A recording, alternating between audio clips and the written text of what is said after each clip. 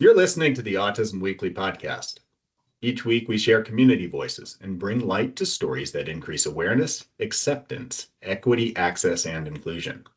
If you haven't already, subscribe to join the Autism Weekly family. I'm your host, Jeff Skibitsky. This week, we're joined by Dr. Fred Volkmar, renowned autism researcher and Irving B. Harris Professor at Yale University. Dr. Volkmar discusses key issues facing adults with autism, including vocational challenges, driving, legal considerations, and the importance of accessible services. We'll also discuss the second edition of his book, Adolescents and Adults with Autism. Welcome to the podcast, Dr. Fred Volkmar. Thank you. Well, Fred, I love giving a little bit of a background. You've dedicated a lot of your life, and especially your professional life, to being able to highlight the autistic individual and the way that we can make sure we're creating an environment for everybody to succeed. But I'd love to know what sparked your original interest in the field and what drives that passion. Well, it's interesting. When I was an undergraduate at the University of Illinois, and one of the things I did was there was a group of us who volunteered. We got in a bus and went from Urbana-Champaign out to the I think it was called the Lincoln State Training School. And that was the time when they still had training schools. And there was a kid there who did calendar calculations. And he always asked your date of birth, and then he would tell you the next time he saw you, and he could tell you what age, and when was your half birthday. Anyway, I got intrigued. And when I went and did my abnormal psych course, I did my term paper on autism, and this is way back when. And so I got interested, and I kept that interest up. When I went to Stanford, there was another parent-started school, which is how many of these schools got started as the parents, because the schools were not yet mandated to provide services. Anyway, and I volunteered there a little bit, and I looked for a place in my child psychiatry training that would let me do research as well as clinical work, and ended up at Yale, where I've been ever since, and have worked with a couple of organizations.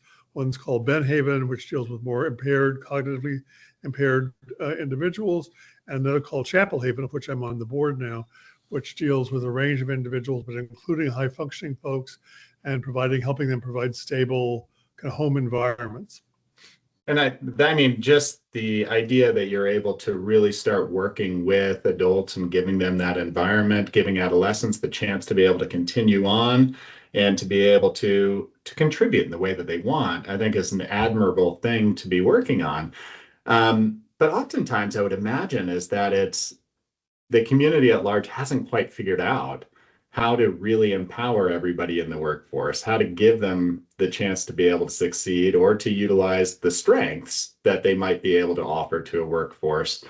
When we're talking about the updates that you have made to your Adolescents and Adults with Autism book, has it focused a little bit more on, the diversity of service, the diversity of need, and kind of what exceptions are out there?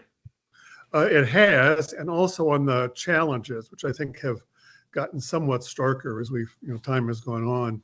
One of the good news is over the last 40 years, the outcome has improved for many, not all, but for many people with autism. There's a core group of folks who don't respond so well to interventions, and they as adults continue to need a lot of services.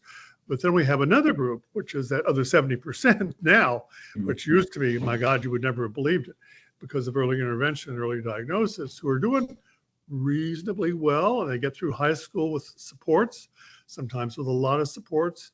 And then things start to come apart often. And they come apart around, for many people with ASD, around transitions in general. Things tend to fall apart. But all of a sudden, they're in the position of, unless there's been a lot of work on how you have and keep a job and what occupational skills you need. The sad commentary that I think of the people with autism who want to work, only about 50% have jobs. Mm-hmm. And, it's a real problem, because one of the things we've come to appreciate is how people feel about themselves, how people feel about, how well they're doing. a big part of that is feeling like they have a job. Mm-hmm. That's part for most of us of our identity. And for folks on the spectrum, it can be a bit of a challenge if you don't have a job. Or the other problem is you get a job that's not nearly what you're qualified for. Mm-hmm. That's one of the things that we've appreciated about autism in contrast to other, I'm going to say the word disabilities.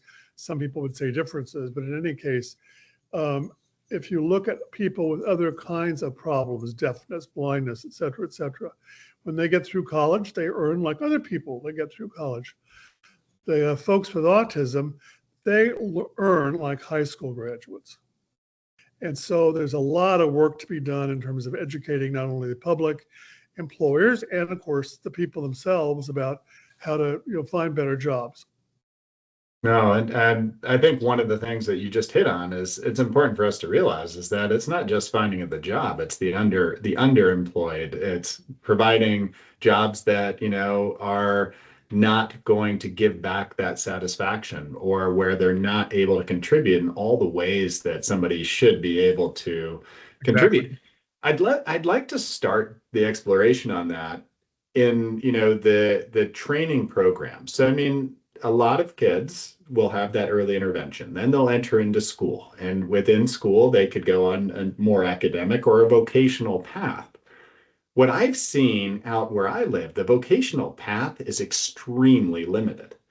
It's looking at what I'd be looking at repetition jobs, things that don't really challenge the ability of somebody to utilize their other cognitive skills. I mean, reasoning skills. Is that part of the problem of what we're running into? Yes, and I think that's a holdover from the old days when people had these support, these places where folks would go to spend their day. And what they would do, one person would take a screw and a nut and put it together and put it in a box, give it to the next person who would unscrew it, and give it to the next person who would screw it back together again.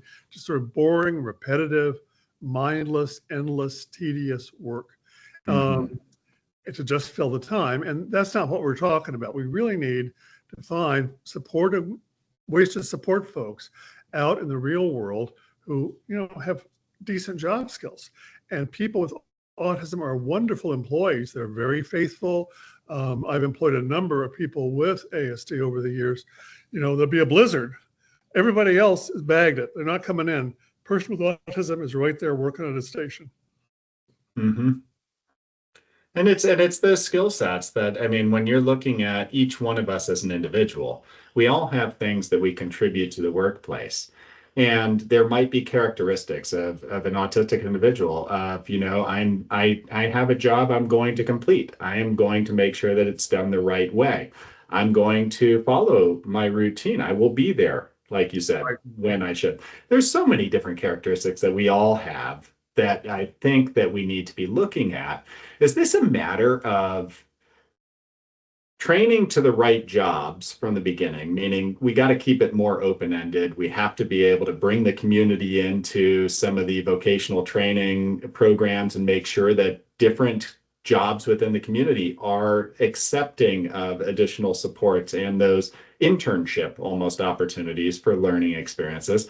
Or is it the management of some of these places just don't know what to do sometimes to be able to do? Yeah, that's a very good point. And we need work on both sides of the equation. Let me start with the second and then remind me to get back to the first part, which is we do need to work more out there giving information to employers. We've tried to organize job fairs. We do other things. I work now part-time at the Southern Connecticut State University Autism Center, and we do a number of things, but we try to get information out to employers to help them, understand ways to support folks on the spectrum in jobs that can be very productive, and they can be very productive employees. But to get back to the first part, I think the training, the transitional business really needs to start earlier and earlier. And we need to think what the person's strengths and weaknesses are and look at jobs that, might be a good fit, and not to undersell, but to really think about, well, what would be a good, somebody who's mathematically gifted? Well, let's look at what kind of things are mathematically related. Accounting. You can make a good living being an accountant. Some of us would find that deadly boring. Other people think it's a lot of fun. But things like that. And also to realize that for many people, there's some commonalities for people in the autism spectrum that people should just keep in mind. And you can explain this to employers. Often people with autism have what the psychologists call processing time issues. What does that mean? It means they need to hear it and think it through. It does not mean they're dumb. It means that they have to be very concrete and literal and think it through. And that also means when you're an employer, you want to be very concrete and literal and help them say, this is exactly what we need. They're usually not going to be the most creative of people, but they sometimes can be very creative around things like coding, some of the computer stuff. So it's an interesting package of stuff. And I think you're absolutely right. More time in terms of internships, looking out there, what's available.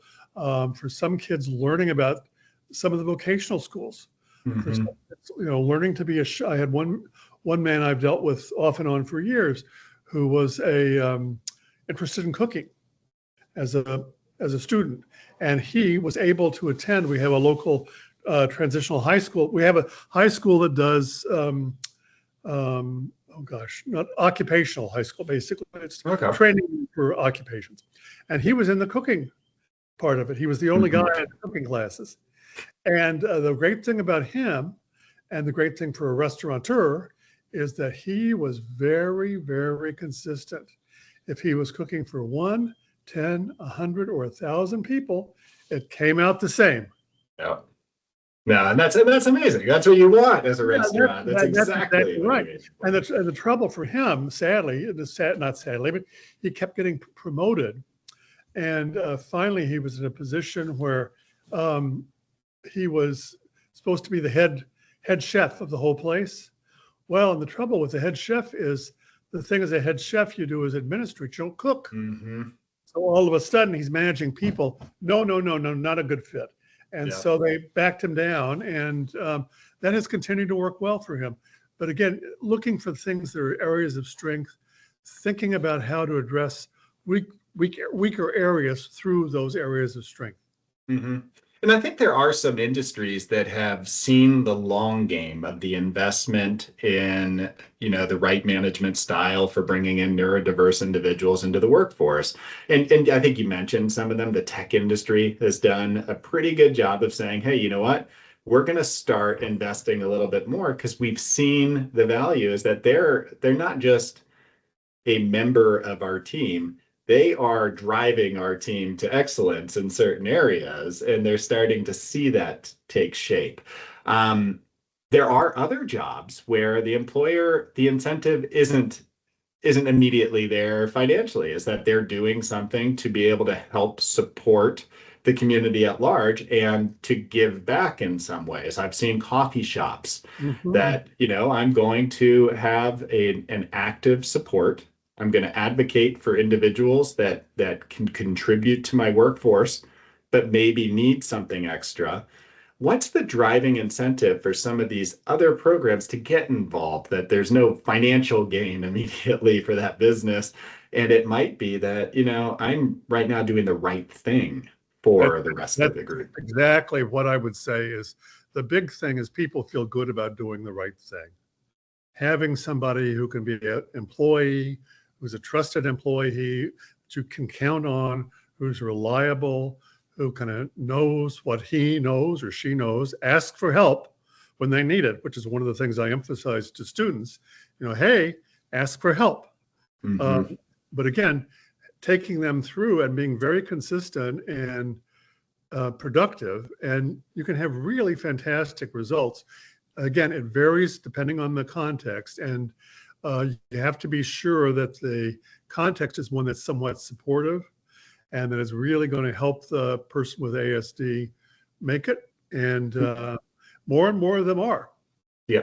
And you can see the joy of that workplace when they're successful in doing so. It's not just the individual that we're talking about. Everybody becomes a part of that more vibrant community. So I'd love to talk about some of these barriers because you just said ask for help, and being able to ask for help is a skill that we all need. Yes. And it's one that might be one that you have to reiterate for somebody who maybe that's not within their typical skill set. But even from going through the job interview aspect, I would imagine that there's barrier after barrier after barrier that we need to be looking at. What are the common what are the common concerns, the common barriers of being able to get employment from the beginning for somebody? Yes, unless you have a kind of an in with the employer, which actually is often a way for people, they get employment because somebody knows, Auntie Josie, who knows the vice president of such and such. That's one way. If you go the traditional route, you kind of, how shall I say this? Things can easily go off track.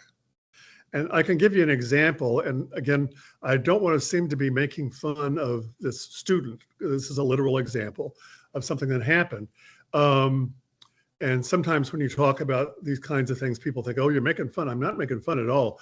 I'm talking about something I learned from that was my mistake in working with a kid. This was years and years ago now. And he was, this was a kid with what we used to call Asperger's, which of course is still out there, which is a whole nother discussion for a different topic for a blogcast. But he had Asperger's, and he was interested in two things. He was interested in the dates of birth and the home addresses and family members and their dates of birth for every single member of Congress. You could say, tell me about, California's 12th district, and he would tell you the name of the representative, where they lived, what the wife's name were, or the kids were, what their birthdays were. And that was a big area of his knowledge.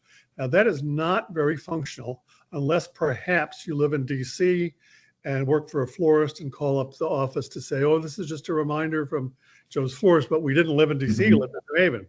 The other thing, though, they had going for him was he was really interested in sports facts. Okay. Especially basketball, but all sports. And you could ask him, some baseball person, relatively unknown baseball person, and he would tell you all about their career and what their averages were, what their numbers were. So we were really impressed with that. And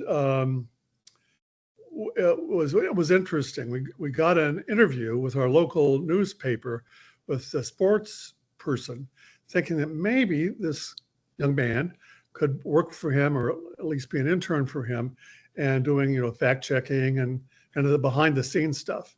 Mm-hmm. So we set this all up, and the kid has his interview with the guy from the local paper. And then we talked to the guy from the local paper, and he says, wow, I have never met somebody who knew so much about basketball and baseball and hockey as this kid. It's just amazing. It's a shame he doesn't want the job. Huh. And of course, we're thinking, Jesus, the poor kid, he's desperate for the job. Mm-hmm. And so, of course, I said, well, why do you think he didn't want the job? He never looked at me once during the interview. So I learned when you're prepping kids for interviews, you say you got to look at the person at least 3 times. You got to greet them. You got to talk to them somewhere in the middle where you make eye contact, and at the end. Mm-hmm. But things like that, you have one experience like that, and oh my God. So, Yep. And it can be a struggle, and the things that you don't anticipate are going to be a problem. I had another guy, and again, I'm not making fun of this guy. He was really a very smart guy, still around. First guy I knew that went to college with AST, Mm-hmm. got out, had trouble getting jobs, had a couple of master's degrees. Okay. So I helped him get a job in the med school library at Yale. This was in the olden times when we had this thing called the card catalog. I don't know if you remember the card catalog. There was a big set of boxes, one card for the index for the subject, one for the author, the title, right? He kept the card catalog. And everybody said he was the best person they had ever had to keep the card catalog. It had never been so pristine. The trouble was he got fired. And why he got fired was he didn't want anybody to use the card catalog. So that it wouldn't get disorganized. Right. And yeah. And they would do stuff, and they would come over and they would put pieces. This is the medical students, they're putting pieces of, they're putting index cards in to mark their spots. And Hmm. he would come over and yell at them. And I don't mean to slightly raise his voice. I mean, wake the dead yell. And Yeah. the librarians couldn't get him to tone it down.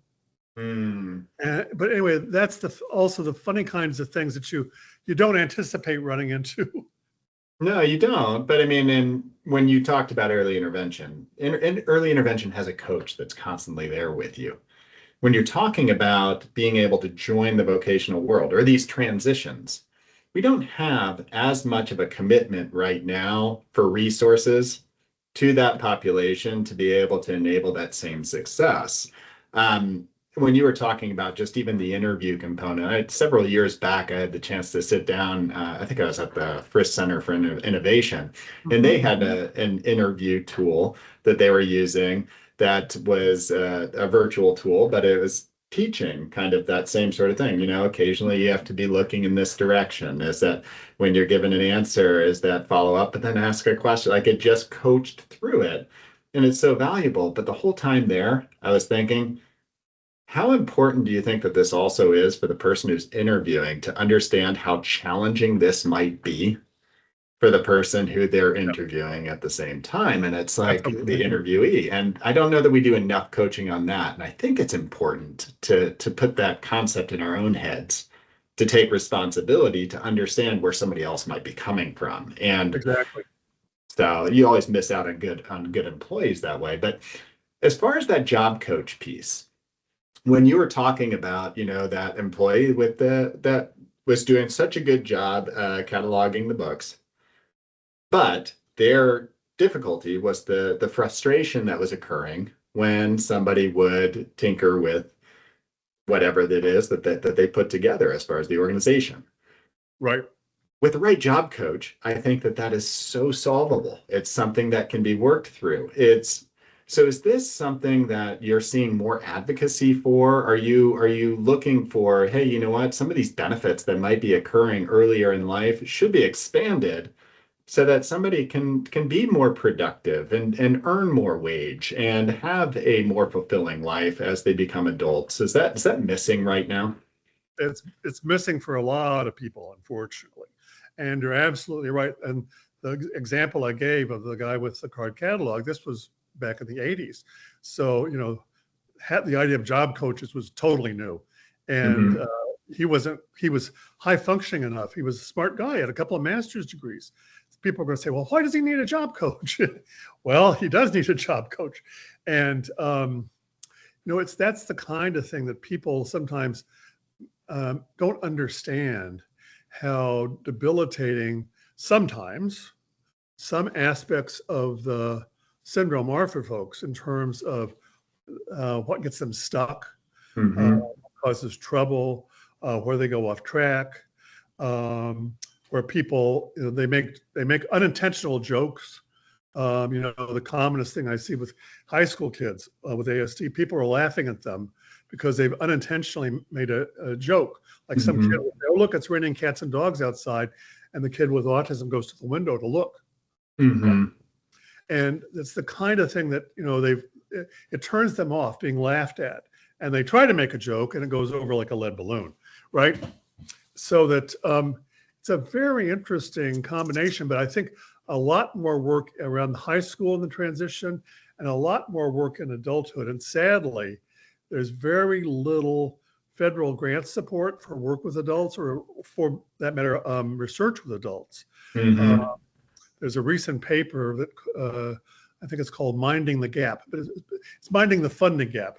It's a Okay. play on the English, watch the gap when you're getting on the tubes in London. Well, and the funding gap, the problem is there's 4 federal grants that have funding for adults. And it's crazy. We really need to support these people.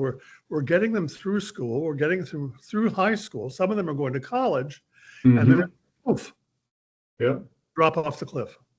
Absolutely. And I mean, and even when you do get the funding, is because of that large gap in funding that's occurred over the years, is that you probably don't have enough qualified professionals I mean, you'd have to rebuild a workforce. You'd have to find people that are more specialized in what that's going, because there wasn't enough funding for a workforce to be able to be built over time to be able to Exactly. fill that entire need. It's so hard, and I'm hearing more and more advocacy to being able to really empower adult services to be able to, like you said, give somebody their full opportunity to reach their potential. But it's slow moving, and I think that the more we talk about it, the better it will be. One other issue that I think is out there is the fact that, for you and I, if we were to want to go to work, oftentimes we might have the ability to hop in our car, drive to work. We might have the chance to be able to have more flexibility in our job because of transportation. One of the challenges that I've heard time in, time out is the inability for transportation, the lack of programs teaching neurodiverse people how to drive and how to actually work through some of those processes, because it's scary for anybody who is going through the process and doesn't trust that ability of them to be able to control, or their families to control that process. Exactly. What do you see right now as far as, when we're talking about getting to work, which would be one of the most key parts, are you seeing that there's more flexibility with telework that's allowing people to explore their interest more? Are you seeing driving programs starting to be evolving for neurodiverse individuals? Very good, What's out there? very good topics.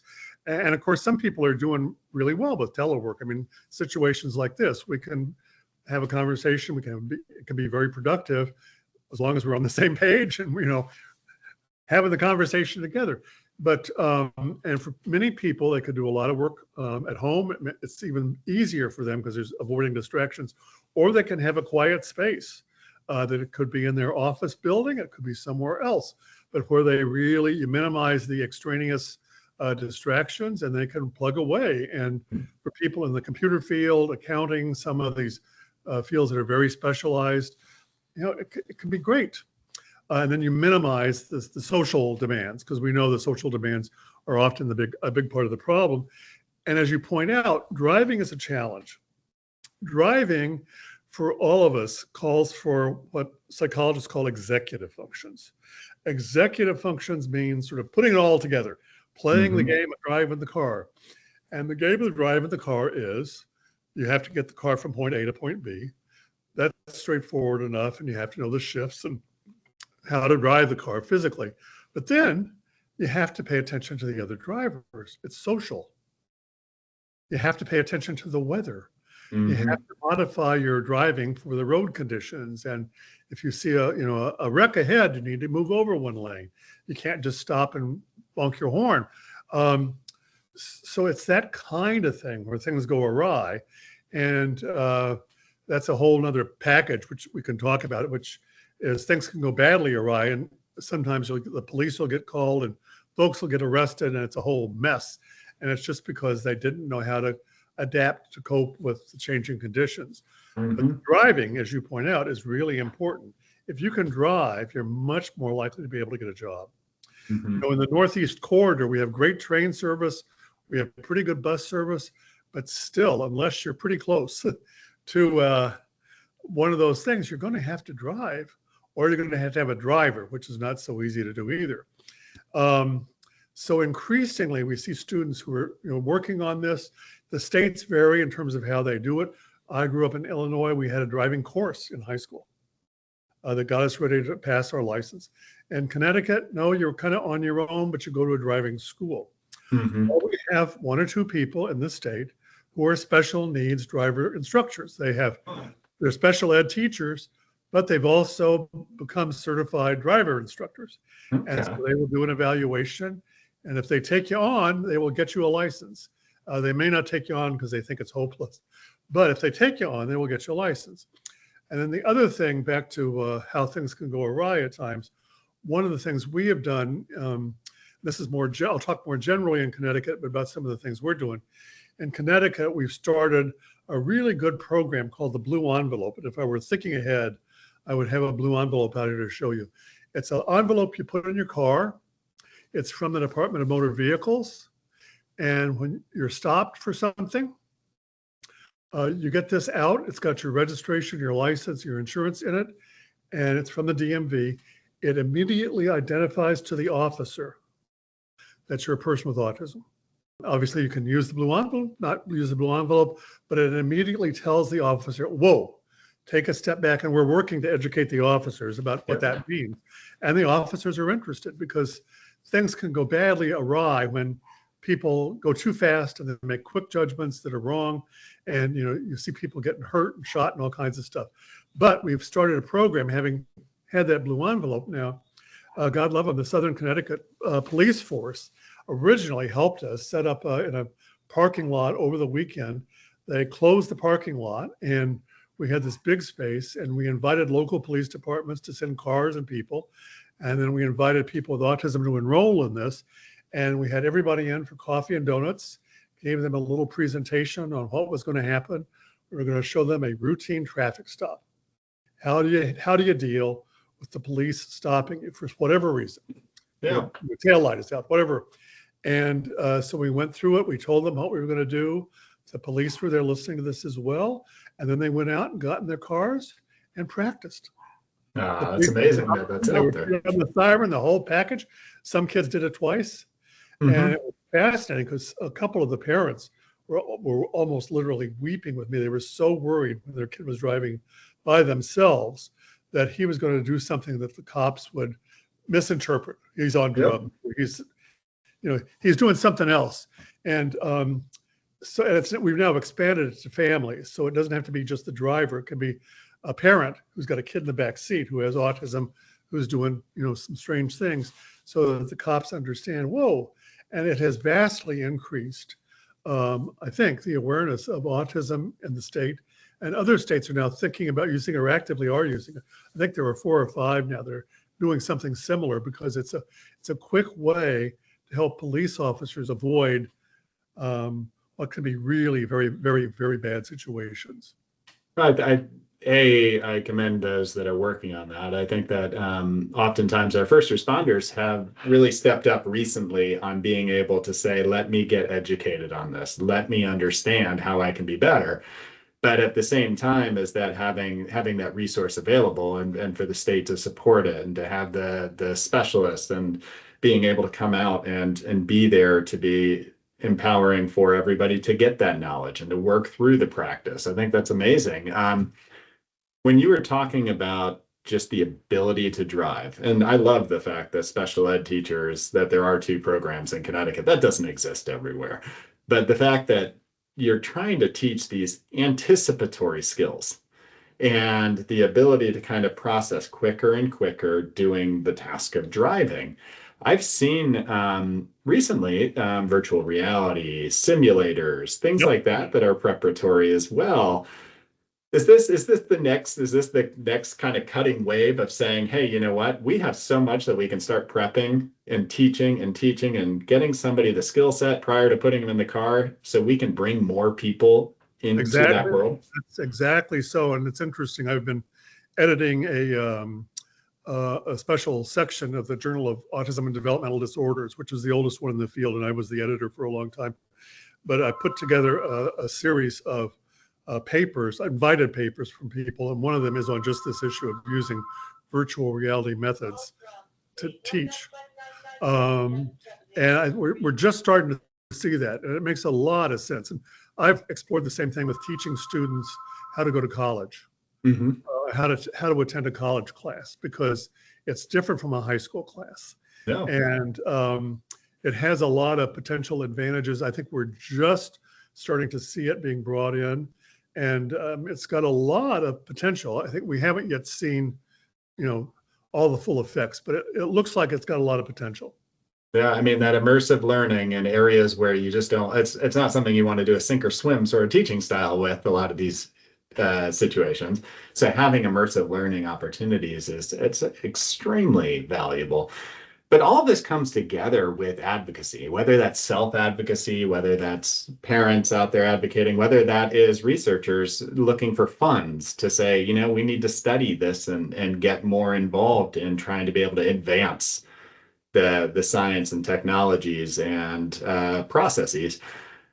How would you suggest to a family that is kind of at that verge of a transition to say, hey, you know what? There are resources out there. This is the way to push people. Like, how do you find your voice? Well, I think there's a couple things. One is you talk to other parents and you network and you get some information about what has worked for other people and what hasn't worked, or so-and-so is a good employer and so-and-so is a horrible employer. And I'm not giving you names. I could give you names of people I'd say, oh my God, never, never, never, never send a child there, or a teenager or an adult. On the other hand, there's other big companies, often really good ones, who have a parent somewhere in the system who is on the spectrum. It's like with the first responders, when we get a parent of a child, then all of a sudden for the first responders, it makes the thing much more real. Oh, Joe over there has a kid. So that I think for parents to find other folks who have made it, to find out what might be available. All the states have what are called voc rehab sort of agencies. They're quite variable from state. It's one of the problems is everything is quite variable in this country from state to state. But sometimes they can be helpful. And sometimes you can find folks who have a real set of expertise around the idea of job coaching, and depending again on what the job is and the level of the person's functioning and what their abilities are. You can start with a person who's pretty cognitively impaired, but they could do things like they can bus tables at Wendy's. They can do stuff. They can stock shelves. They can bag grocery. I mean, there's stuff that they can do. That's where they're out there, they're in the community, and you can gradually fade their supporters so that they can be pretty much independent. And then at the higher functioning end, you can also do things to help people in terms of understanding, well, when things go wrong, how do you deal with it? And how do you know when a customer is being upset with you? Or how do you know when you're speaking in a voice that's too loud? How do you get good feedback? And that can be very difficult to teach because it's very nuanced social interaction, and sadly, but more and more we know it's teachable, and you can work with kids who are often very motivated. If the kid's not motivated, you've got a different set of problems. If the person is motivated, you've got a lot to work with. No, and I mean, and that brings us to kind of that question of, where we're hoping to see future societal changes. And for me, one of the things that I'd love to be able to see is maybe a little bit more understanding of the Olmstead Act and how that could influence not just what we saw as institutionalized hospital care, but institutionalized care in general. Not every single person needs to go work in this factory setting to be able to thrive. It's how do we make sure that everybody has an individual plan for how they can enter the workforce? How do we make sure that there's enough options that, say my skill set is stocking or organizing things? Well, I probably have an interest that I could explore that then matches that skill set better. And for that child or that young adult who liked sports memorabilia, well, there's got to be sports memorabilia place out there that has a stocking need if that's where his skill set was. But it's trying to figure out how to be able to do that, how to empower people so you're not just bucketing them into one class of workforce. What do you see as far as kind of the societal change that you'd like to see for adults with the ASD as we move forward? I think it's interesting there. Often, not always, but often there's a period of a couple of years after high school, after the kid's 18, if he or she does not graduate, that the school is still mandated to provide services if the student has an IEP. And that's a very good time to think about working on this really quite intensively, because you've got a couple of years. And I think we need to do a better job of thinking about how to use that couple of years. And how do you support students? And what do you want to support? I mean, we've just started a program with a local school district where we had 5 students come in who are post-high school. They didn't graduate, but they would kind of like to go to college. So we got them enrolled as high school students. We have a program at Southern Connecticut State, where high school students can enroll to take a class, and no problem. Everybody is very supportive of this. Everybody was kind of on board, and we got them enrolled. We put together a program for them. Tuesdays, Thursdays, they show up. They have a rec time. Mm-hmm. Half of them have the class, and the other half do their internship. And anyway, well, we have a whole program for them, and by gosh, they managed to make it. They all took American history, which was fact-based, and we found a very good teacher. We had to do a lot of homework to get all this happening ourselves, but we were able to get them through to take a class, to feel good about themselves. They could take a class in college. Whether they want to keep doing that, that's another discussion. But for some of them, they're going to try to think about going to college. Yeah. And for them, it's just really opened a door that I think they hadn't realized was there to be opened. Yeah, and even just having that opportunity to have a college experience, which could be going to class, joining a group, finding a peer set. If you don't have that opportunity, if the university didn't offer that program, you've automatically limited somebody from a life experience that maybe could have been game-changing for them, for their future relationships. And I love that. I think that's such a important part for us to realize that, I think there are more universities that are starting to do it. But how do we help families? How do we help for individuals to know that those resources exist? Because it's hard to find all these resources that are out there. And it's not only hard to find, I think, if anything, they seem to be sadly drying up. They're going in the wrong direction. Community college locally that had a program for kids on the spectrum, and it stopped. It couldn't fund it anymore. And, it's really hard to get funding for these programs. But it's very worthwhile, and goodness knows in terms of the students, and you can just see it in terms of how proud the kids are. The kids, all of a sudden they're wearing Southern t-shirts because they're proud of going to college. Well, that's fantastic. And even just that in and of itself. But you're right. And then because of the way it's structured, we have the kids are in a small group, but they have a supporter who comes, who drives them back and forth, who's also there to help. We have our own graduate students who are there to help. We have a faculty member supervising all this. But it's a fairly intensive program, not horribly costly.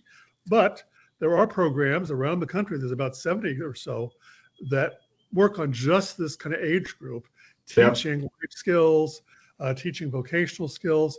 Now, they often are very expensive. The research on them, I have to say, as a researcher, I always want to be able to recommend research-based things. The research is pretty limited. One of my former students, colleagues, Susan White at the University of Alabama, has published on her program at the University of Alabama. Division Teach in North Carolina has a program that's underway. I don't know if they published yet, but they have a very wonderful program that do in junior colleges, which is kind of an intro to college life. And every student with ASD in the community colleges takes this program. And I don't think they've published it. Susan's published. But other programs, they're just busy. And I'm involved with Chapel Haven locally, and I keep pushing them to do research, show us that it works. And anecdotally, I know the success stories, but I really would like to see the numbers and to see what we could do to make things better. But that's a whole nother very interesting discussion. No, it is. I mean, and in order to do the research, in order to do the ongoing programs, all of this requires funding. And I think the first step to funding is oftentimes awareness. It's knowing that there is a problem that we could be addressing. There is something that we could be doing as a group that could say, well, we should be dedicating more time, more energy, some of the NIH grants, maybe some of that should be going to older populations. Things like that we should be talking about. What are some of the resources, including your new edition of your book, but what are some of the other resources that people should be reading just to make themselves more aware of that adult experience? Jane Thurfield Brown, who's really one of the great college experts, has, for kids with ASD, I think has just come out with another new book, which is, I haven't read it yet, I've ordered it. But there are some very good resources. So for example, I just literally this past week talked to a pretty high functioning young man who, for whatever reasons, has started to get anxious. And he tried medications, and that didn't work so well.